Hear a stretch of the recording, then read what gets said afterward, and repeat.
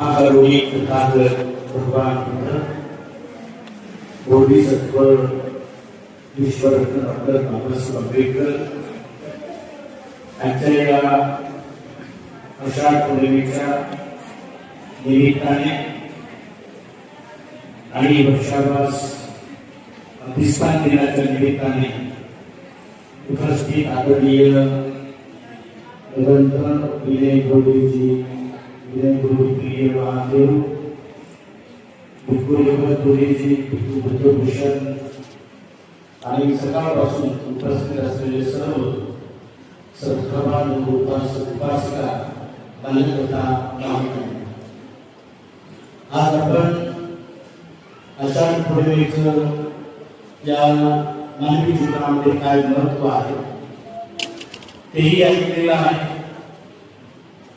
उपोषण कशा प्रकारे आपण करावं याचाही उद्देश आपण ऐकलेला आहे आणि उपोषण पत्र धारण करताना आपण शिलामध्ये कसं परिपक्व व्हावं हेही आपण ऐकलेलं आहे आणि यामध्ये आपल्याला प्रज्ञावान बनवलेला आहे. म्हणजे प्रज्ञा जसं आधी असताना पालनामध्ये सम्यक दृष्टी आणि सम्यक संकल्प हे प्रज्ञेमध्ये येते. त्या दोन्ही गोष्टी भिक्खू विनय गुरुप्रिय यांनी सांगितलेल्या आहेत.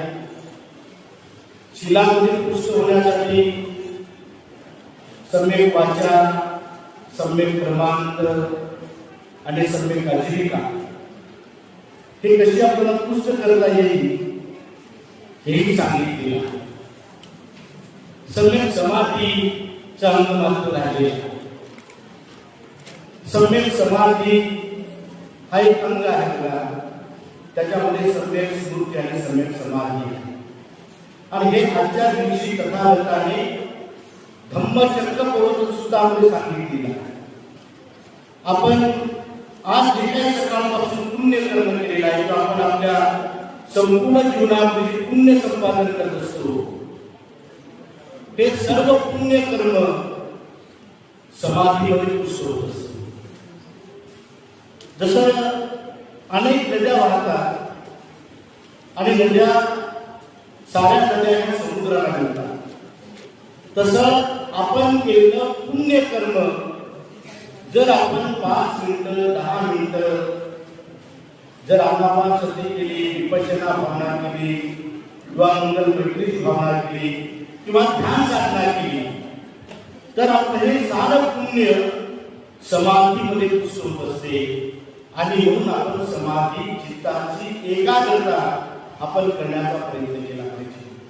कारण आपण जे ऐकलेलं आहे हे सारं म्हणजे ज्याला आपण प्रज्ञा म्हणतो, शील म्हणतो, त्या आचरणिक धर्मामध्ये जेव्हा आपण समाधी पुष्ट करतो तेव्हा हे आपलं सारं पुण्य हे समाधीमध्ये पुष्ट होत. जसं नद्या साऱ्या समुद्राला मिळतात तसं आम्ही केलेलं पुण्य कर्म आमच्या समाधीमध्ये पुष्ट झालं पाहिजे. आणि म्हणून वर्षावासामध्ये केवळ आपण पाठांतर करतो, धम्म प्रवचनही ऐकतो, आपण त्यासोबत आपल्या मनाला शुद्ध करण्यासाठी जो एक विपश्यनेचा मार्ग सांगितलेला आहे.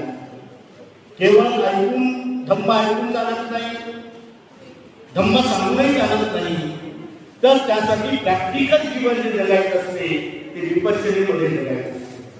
आणि म्हणून आपण सातत्यानं दररोज 10 मिनिटं का होईना आपल्या घरामध्ये किंवा 5 मिनिटं किंवा 10 मिनिटं गोष्टी त्यासाठी करून आपल्या आनापानाची भावना केली पाहिजे, विपश्यना केली पाहिजे आणि आपल्या कायिक कुशल कर्म, वाणीचे कुशल कर्म, मनाचे कुशल कर्म करण्यासाठी आपल्या चित्ताला एकाग्र केलं पाहिजे.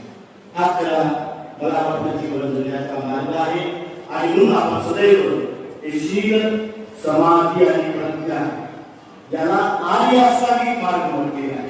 आणि हे आर्य अष्टांगिक मार्गाचं पालन करता करता आजच्या दिवशी बुद्धांनी धर्मग्रंथ आपल्याला पाहतो की शील मार्गानंतर एक 10-12 मिनिटाचा मार्ग बाबासाहेब आंबेडकरांनी वृद्धांकरच्या धर्मग्रंथामध्ये लिहिलेलं आहे की 10 पारमितांचंही पालन याच म्हणजे पौर्णिमेच्या निमित्तानं बाबासाहेब आंबेडकरांनी या धम्मचक्र प्रबोधन सूत्रामध्ये बाबासाहेब आंबेडकरांनी 10 पारमितांचा उल्लेख केलेला आहे आणि म्हणून आपण सुद्धा या 10 पारमिता ज्या काही दान आहे, शील आहे, निष्क्रम्य आहे, वीर्य, शांती, सत्य, अधिष्ठान, प्रज्ञा, मैत्री, करुणा, उपेक्षा ह्या ज्या काही पारमिता आहेत त्या पारमितांचा सुद्धा आपण अभ्यास करून चिंतन मनन करून धम्माचरण सदैव करण्यासाठी आपण या महाविहार भावनगर दावडगिरी बुद्धविहारामध्ये सातत्यानं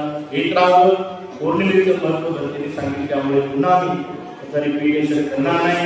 आजच्या या दिनी एवढाच संदेश देतो, आपण सर्वांनी ध्यान साधना सुद्धा करावी आणि 10 पारमितांचंही पालन करावं, नैसर्गिक मार्गाचं पालन करावं अशी एक मंगल कामना मंगल भावना या ठिकाणी व्यक्त करतो आणि एक कृषी 2 शब्द या ठिकाणी समाप्त.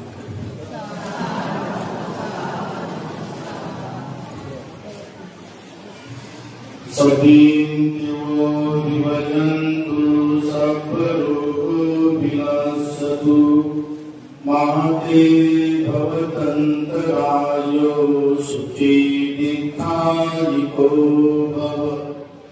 भवतु सर्वमङ्गलं रक्षन्तु सर्वदेवता सर्वबुद्धानुभावेन सदा शुद्धि भवन्तु ते भवतु सर्वमङ्गलं रक्षन्तु सर्वदेवता सर्वधर्मानुभावेन सदा शुद्धि भवन्तु ते भवतु सर्वमङ्गलं रक्षन्तु सर्वदेवता सर्वसङ्घानुभावेन सदा शुद्धि भवन्तु ते.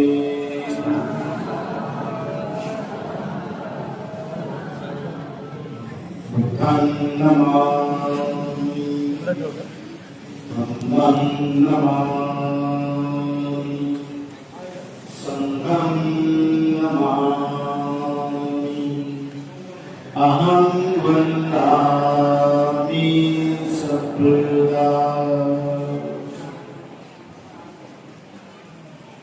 एक रजिस्टर ठेवले, सकाळी तुम्हाला सांगितलं होतं तसं. त्यांच्याकडे मोबाईल नंबर असेल व्हॉट्सअपचे, त्यांनी आपलं नाव आणि नंबर त्या ठिकाणी देऊन ठेवा. इथल्या उपक्रमाबद्दल तुम्हाला वारंवार